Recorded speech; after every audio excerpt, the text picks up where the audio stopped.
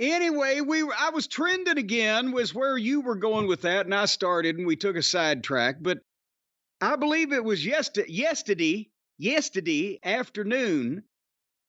You know, we're easing into the holidays here at the castle, and Stace and Harley and myself, and trying to have a relaxing afternoon, just anticipating with bated breath the opportunity to do the last show with you of the year. And I pitched the idea. I said, well, let's get some Freddy's steak burgers delivered. And as soon as she picks her phone up, she says, why are you trending? Because I've said nothing. I've done nothing. I've retweeted a few of the clips. I don't know what I may have done to inflame people. And come to find out that people were not even inflamed. They were inflamed about the concept of me. And who else might appreciate the concept of me or have things in common in their viewpoint with the concept of me?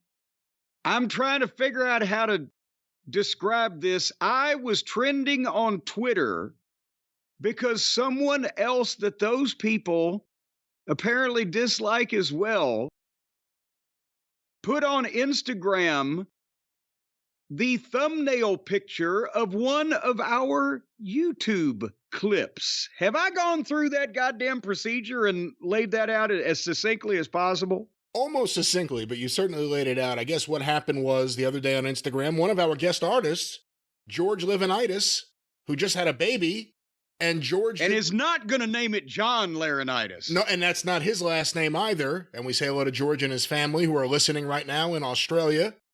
But George did this fine artwork of Stephen P. New as a lawyer representing, I don't even know, in the artwork, Punk and Ace Steel were on the stand, and you were the judge. Well, yeah, you couldn't put everybody in the whole courtroom in there, so he got the important players in, me, Punk, Steel, and of course Stephen P. New in the center of the piece. And it's a very nice piece, and we put it up, and it got a good reaction on YouTube, and I guess CM Punk, maybe when he was on YouTube looking to see what's happening on that day, what's trending, he saw this video, and because he's very trendy also. He liked the image, or he took the image, and he sent it to his Instagram followers as part of his Instagram story.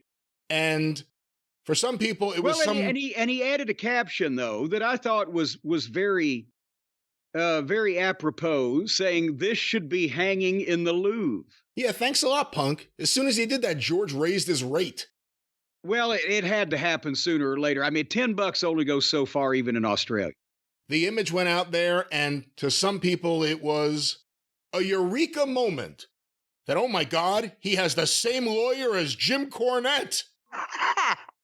And to other people, it was a cool moment. Wow, Stephen P. New is a real person after all these years of hearing about him, and he represents the good guys.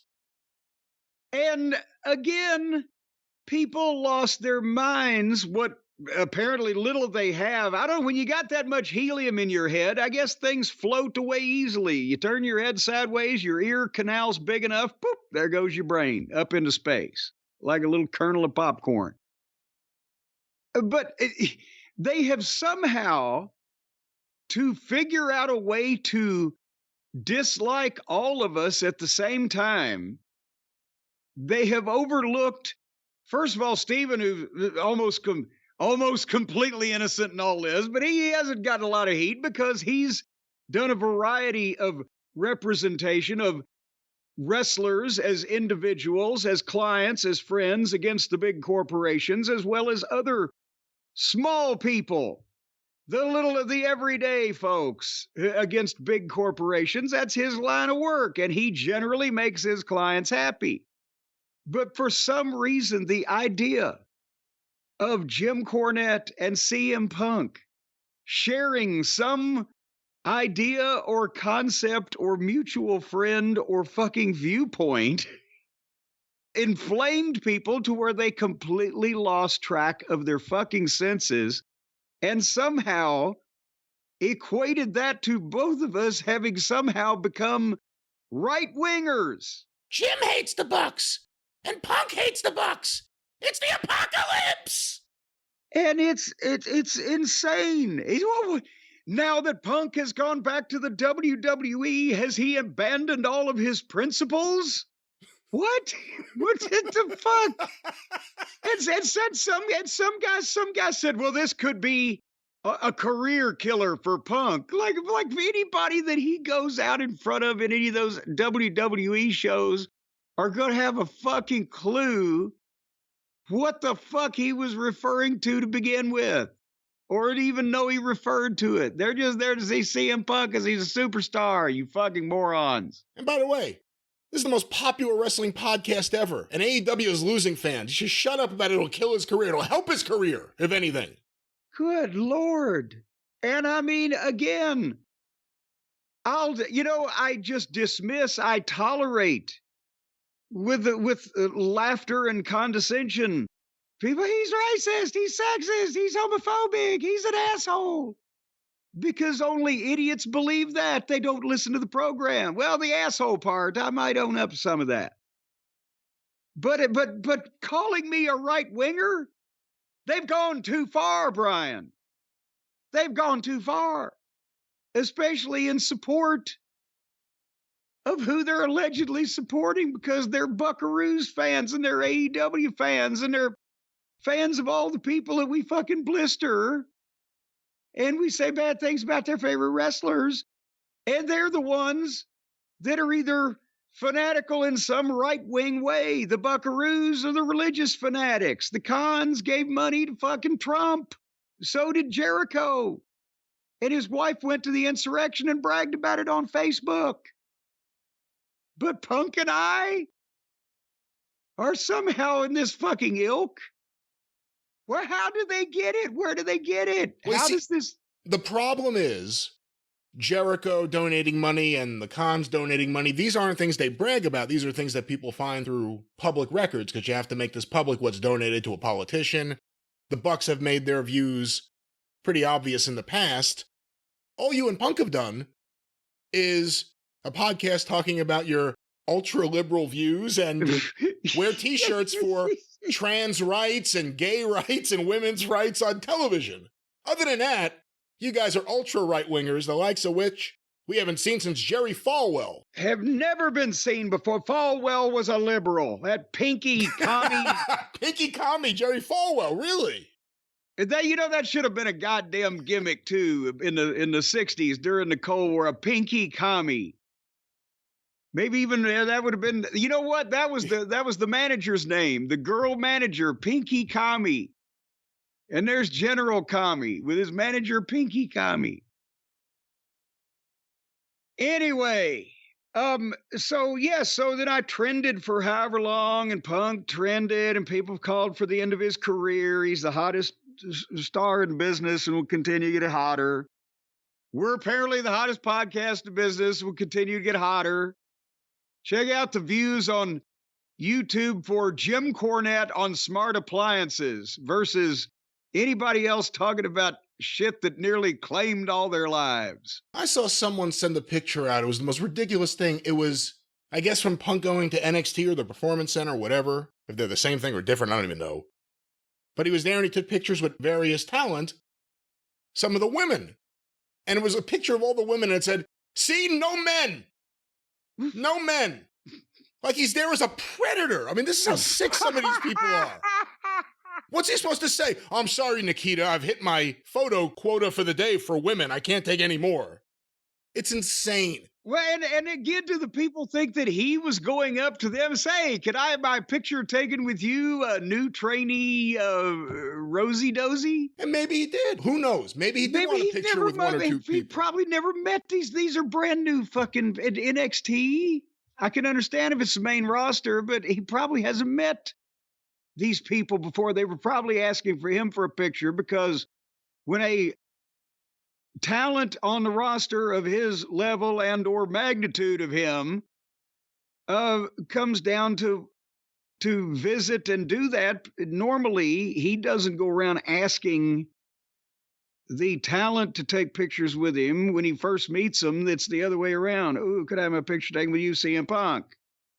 So that's not his fault anyway. See, this just is another exposure of something we've kind of been on the forefront of dealing with. The ninny hysterical fan. It started before AEW when the Young Bucks and Colt Cabana and people that either you rejected or you just simply didn't want to book because it was too expensive took out their frustrations for their careers on you. And then when things started to get better for them, still, you were the boogeyman. They needed you to be the bad guy to get all their fans riled up. See, he was wrong. He was so wrong. He wanted to work with us. He wanted to go on the road and work with us. No, he didn't, you idiots. So then all these nitty fans had a problem with you because of all that. Then AEW starts and you point out the bad shit. And you still see it now. Now it's even more ridiculous. Because let's face it, no, the first few shows, they shone a bright LED fucking spotlight on the bad shit to where you couldn't really overlook it because it was so glaring. And this whole time they kept saying you're out of touch. While this audience kept growing and more people felt like Jim was representing their voice as a wrestling fan, you were out of touch. We were all out of touch. And here we are. 2023 going into 2024, we have all this audio archived.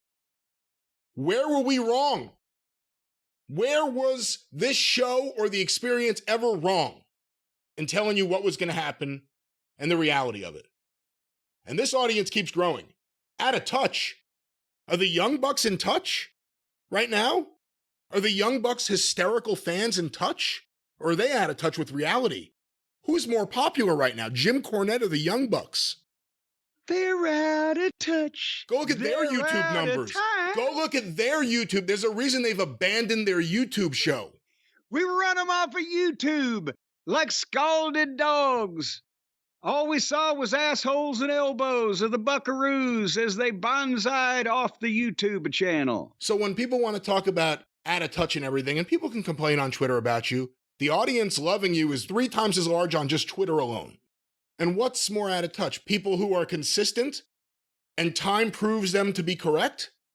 Or 60-year-old men whose hair goes from gray to black to red, and they're trying desperately to fit in with an audience that's abandoning them? But now there's something to be said for the fellow kids out there. And we need to try to educate them. They need to learn, Brian. That's the problem is the kids and the people with the shifting hair colors, they need to learn not to just go with the fads, not just the instant gratification or the self-gratification or whatever it is that they're going. They need to look at the overall thing for history. How is this all going to play out in the end? And that's where you and I and people of our magnitudinous ilk come out ahead because they're just going with every little willy-nilly fad and then the hula hoop and there's the pet rock. Oh, it's so shiny. But you and I are like astronomers that are looking out into the future. That's where you got that time travel machine for. Hey, Jim, from what you see on Twitter, serious question. How does the hysterical smart fan, not all smart fans, obviously, just the hysterical smart fan, the hysterical Young Bucks fan compared to like the Rock and Roll Express fans, the girls in the 80s, in terms of just their reaction to things and how they behave? Well, it's different because it's now 32-year-old men acting like 14-year-old girls.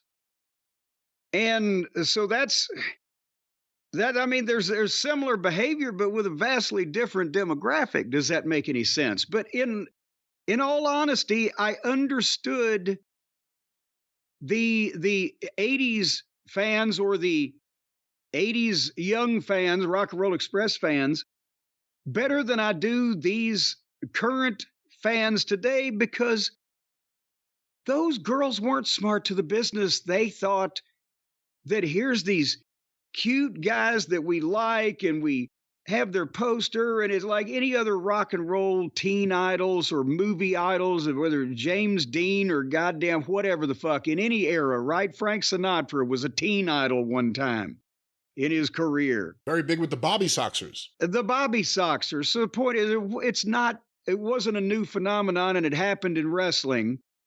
And those teenage girls, generally between, well, under 22, They genuinely believed, whether you can talk about anybody being smart to fucking wrestling or not, it's fucking teenage girls, right? They lived and died with those guys, and they hated us, and they would write us legitimate letters in crayon. When I turn 18, I'll find you and kill you. That was an exact quote. And they're in the Midnight Express book, and maybe someday I'll do a book just of the goddamn mail, right? But the point is, these are adults who are well aware the business is a work, and that these guys are the only damage that's really being done to them is not by the opponents, it's by themselves. Sometimes by the opponents when they're klutzy enough. And it's not even the grown adult men who could get behind Steve Austin or fucking Jackie Fargo or anybody of that ilk in between who could take a few fucking beers and goddamn get lost the idea this is a fight, maybe want to climb in the ring. It's a bunch of guys sitting there waiting to watch people cartwheel. Fuck. Just fuck. So to have this level of not only misinformation and outright delusion and not understanding the personalities involved and just whatever the fuck you've heard somebody else say on Twitter and being that vehement about it, I think they're fucking mentally bankrupt and cognitively impaired. Just as a first fucking blush statement. Plus, you have to understand it must be really hard for a lot of fans who bought into the AEW myth and the AEW dream and everything about the Bucks and the Elite and, we're doing it for everyone else. There are fans who bought into that. I've been doing this for 40 years and watching it for 50, and they just didn't want to think that I knew what I was talking about because it conflicted with their fucking delusional ideas of what wrestling's supposed to be. Is that goddamn where we've come? Well, my point is they were mad at you when you first started saying these things. Imagine how mad they are at you now when all these things are coming to fruition. That's the point. You didn't go away. They thought you would. They thought they were going to be able to kill you off. And here you are, with your pictures going to the Louvre. They almost bored me to death. They almost got me to go away that way.